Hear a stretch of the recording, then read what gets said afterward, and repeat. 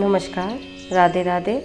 आज हम आप सबके लिए लेके आए हैं जीवित पुत्रिका व्रत कथा, जो भगवान सूर्य नारायण को समर्पित है और इसे कैसे किया जाता है वह भी बताएंगे। तो आइए कथा का आरंभ करते हैं। यह व्रत अश्विन मास के कृष्ण पक्ष की अष्टमी को किया जाता है। व्रत करने के लिए यह आवश्यक है कि स्वयं स्नान करने के पश्चात भगवान सूर्य नारायण की मूर्ति को स्नान आदि कराने के बाद उन्हें भोग लगाएं और आचमन कराकर धूप दीप से आरती उतारें।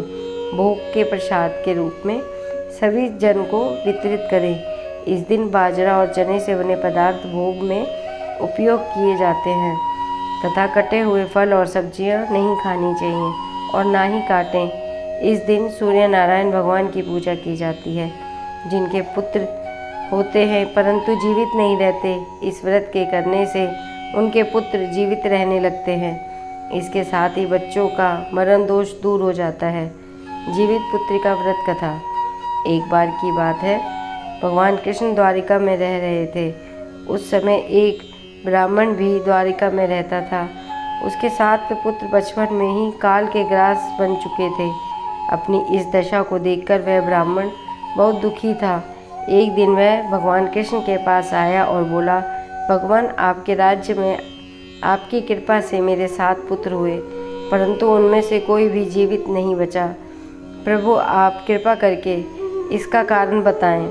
भगवान बोले, हे ब्राह्मण, सुनो, इस बार तुम्हारे पुत्र जो होगा उसकी आयु 3 वर्ष होगी। उसकी उम्र बढ़ाने के लिए तुम भगवान सूर्य नारायण की पूजा करो और पुत्र जीवी व्रत को धारण करो।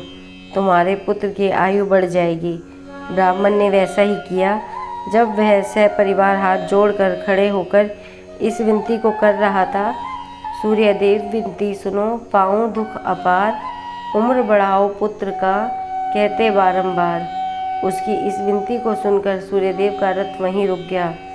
ब्राह्मण की विनती से प्रसन्न होकर सूर्य ने अपने गले में एक माला उतार कर ब्राह्मण के पुत्र के गले में डाल दी और आगे चल दिए।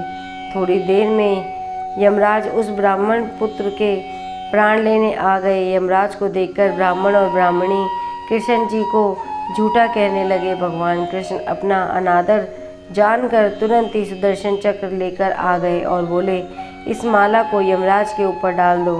यह सुनकर ब्राह्मण ने माला उतारी तो यमराज डरकर भाग गए, परंतु यमराज की छाया रह गई। उस फूल की माला को छाया के ऊपर फेंकने से वह छाया शनि के रूप में आकर भगवान कृष्ण से प्रार्थना करने लगी। भगवान श्री कृष्ण को शनि के ऊपर दया आ गई और उन्होंने उसे पीपल के वृक्ष पर रहने के लिए कहा।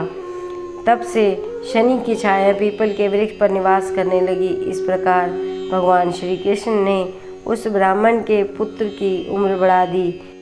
इसलिए भगवान, जिस प्रकार आपने ब्राह्मण के लड़के की उम्र बढ़ाई, उसी प्रकार सभी के पुत्रों की उम्र बढ़ाना। कहने सुनने वाले के भी। बोलो कृष्ण भगवान की जय, सूर्य नारायण भगवान की जय। अगर आपको यह वीडियो पसंद आई है तो वीडियो को लाइक एंड शेयर करें एंड चैनल को सब्सक्राइब करें। राधे राधे।